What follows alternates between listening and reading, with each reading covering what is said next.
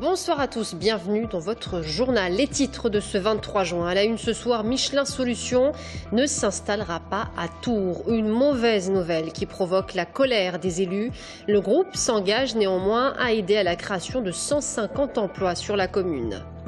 Les chrétiens d'Irak fuient les persécutions dans leur pays. Nous avons suivi une famille arrivée le 29 avril dernier. Elle a été accueillie par l'Ordre de Malte qui les accompagne dans leur demande de droit d'asile.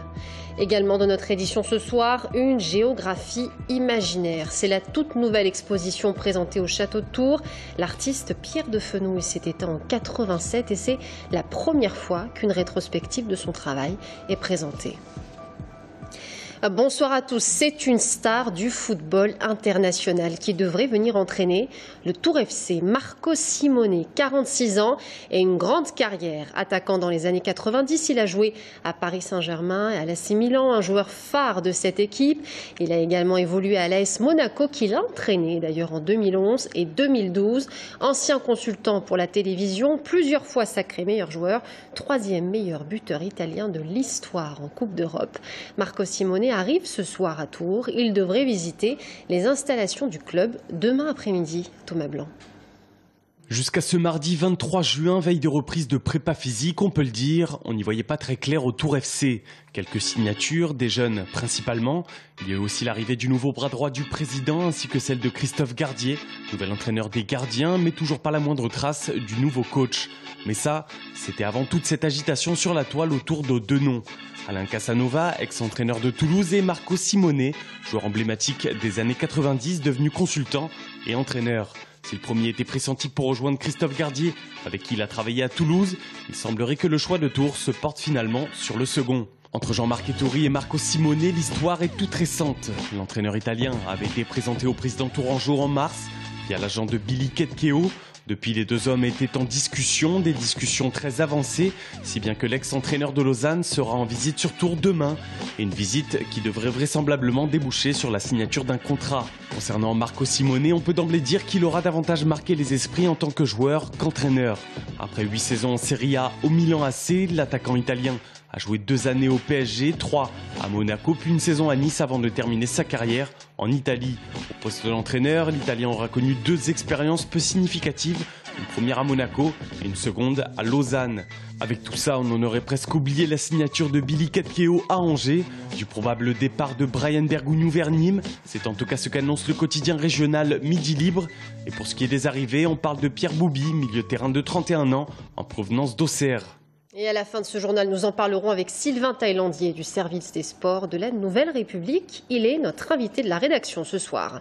Michelin Solutions ne s'installera pas à Tours quelques mois après l'annonce de la suppression de plus de 700 postes. La mauvaise nouvelle est tombée et provoque la colère des élus qui regrettent que Michelin n'ait pas tenu ses promesses. Le groupe propose aujourd'hui d'aider à la création de 150 emplois sur la ville de Tours. Romain Delville. La direction de Michelin a fait demi-tour. Le président de Michelin, Jean-Dominique Senard, avait annoncé en novembre 2013 l'implantation future de Michelin Solutions, un centre européen d'expertise.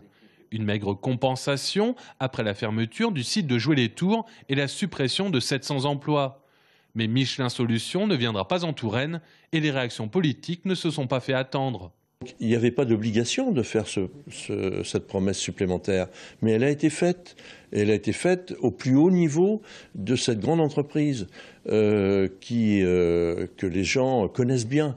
Et donc dans une période aussi sensible sur le plan de l'emploi, concernant un drame industriel, Michelin a joué les tours, 750 emplois supprimés. Si on fait une telle promesse, on doit la tenir.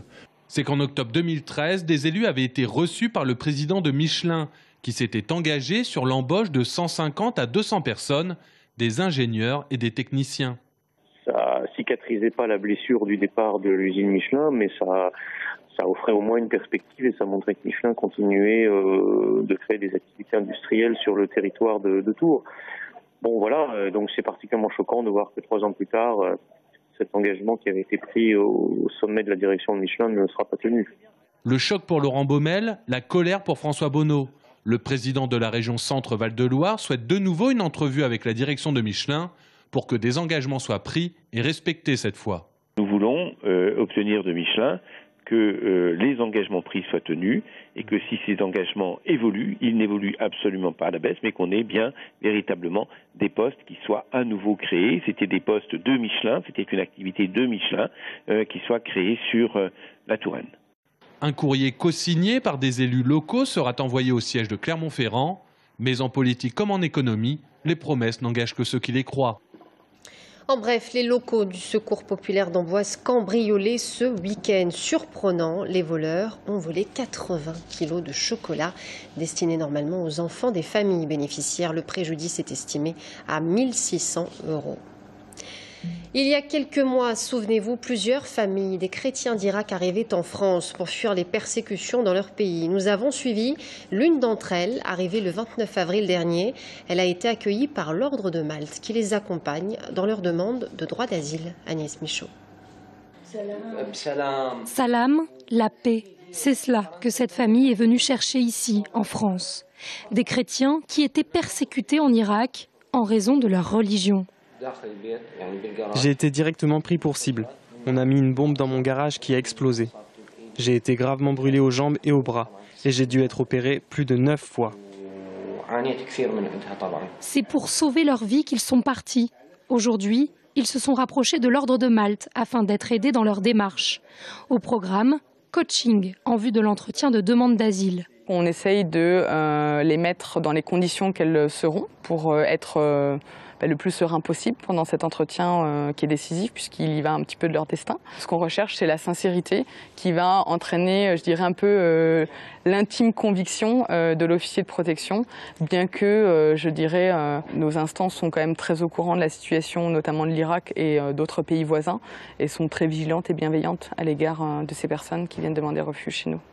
Mais l'organisme, qui compte 80 bénévoles en Touraine, dispense aussi une aide matérielle à ces familles. Ça commence par fournir des matelas, des oreillers, des couvertures. Nous en avons fourni une centaine depuis le début de cette opération, c'est-à-dire depuis le mois d'août. Environ 12 000 repas grâce à l'aide prépondérante de la Banque alimentaire. Il y a aussi une grande solidarité qui s'est mise en place avec différents acteurs du corps médical, des dentistes qui ont soigné gracieusement, des médecins. Ensuite, un gros travail est fait aussi au niveau, d'une part de la scolarisation et d'autre part de l'apprentissage, des premiers débrouillages du français, et ce qui permet de franchir ce premier pas dans l'intégration. Éviter tout repli communautaire de ces 105 personnes arrivées d'Irak depuis 1 an, c'est à cela que s'attelle l'Ordre de Malte. Mais s'intégrer, parler français, scolariser ses enfants, bref, avoir une vie normale, c'est tout ce que cette famille appelle de ses vœux. Et les demandeurs d'asile ont passé une nuit de plus dans les tentes installées depuis jeudi dernier, vous le savez, dans le quartier du Sanitas.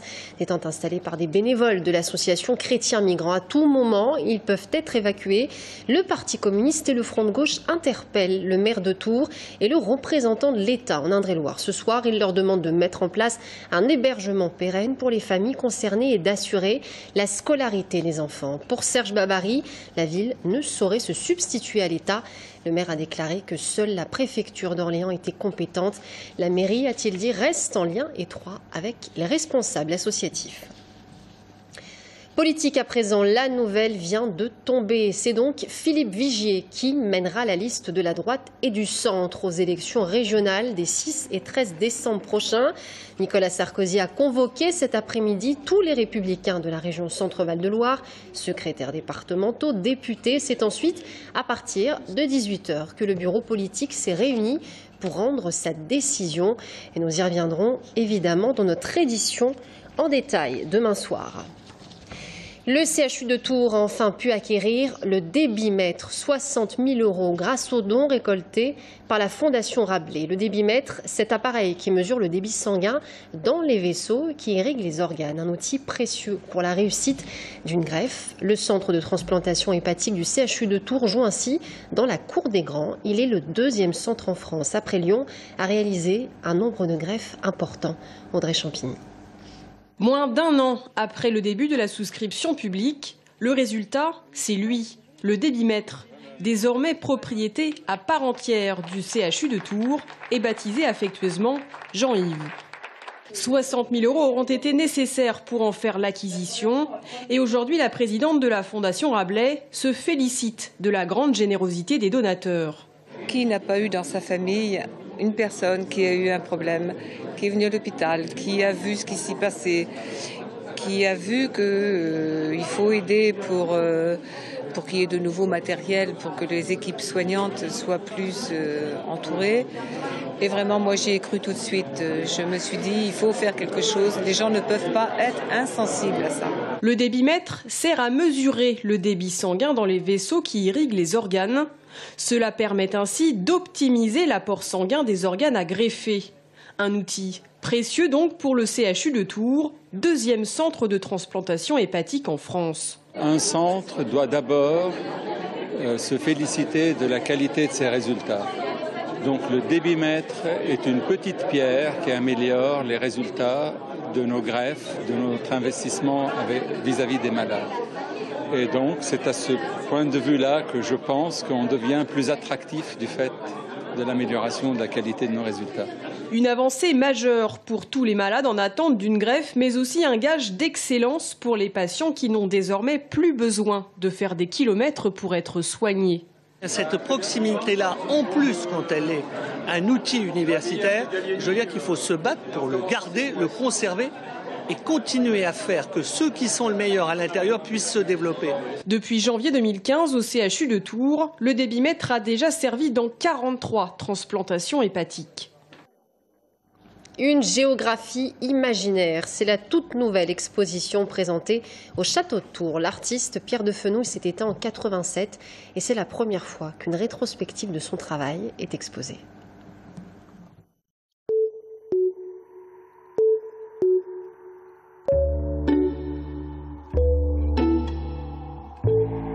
C'est un peu par hasard que Pierre de Fenouil pénètre le monde sacré de la photographie. Dans un ascenseur du Plaza Athénée, où il travaille en tant que groom, il tombe sur Louis Dalmas, patron d'une agence de photoreportage. Il n'a alors que 17 ans. Beaucoup plus tard, c'est un voyage en Inde qui le révélera à son art et dévoilera sa part la plus intime dans son œuvre, à la fois courte dans le temps, mais extrêmement dense. On pourrait dire qu'il y a une première phase qui est une exploration du monde photographique avec des voyages en Inde, aux États-Unis, une découverte de la photographie. Ensuite, une phase qui est plus liée à la promotion de la photographie en tant qu'art au sein de l'institution. Et puis une troisième phase plus personnelle qui est un travail d'auteur, un travail de photographe, une œuvre qui a sa place dans la photographie des années 80.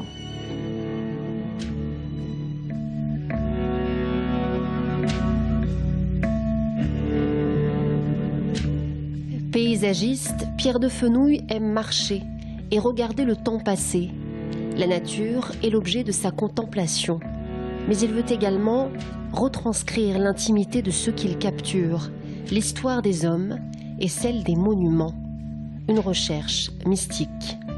Il y a une recherche autour de sa propre identité, de sa présence au monde, de sa présence au temps, mais surtout une recherche métaphysique avec une volonté de se relier aux éléments naturels, au ciel, au feuillage, à l'herbe, au paysage.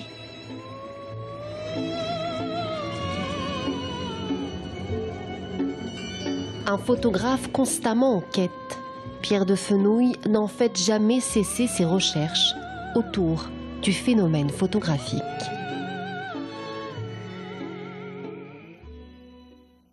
Et c'est ainsi que s'achève notre journal. Merci à tous de l'avoir suivi. Dans un instant, on parle football avec Sylvain Talandier du service des sports de la Nouvelle République. À tout de suite.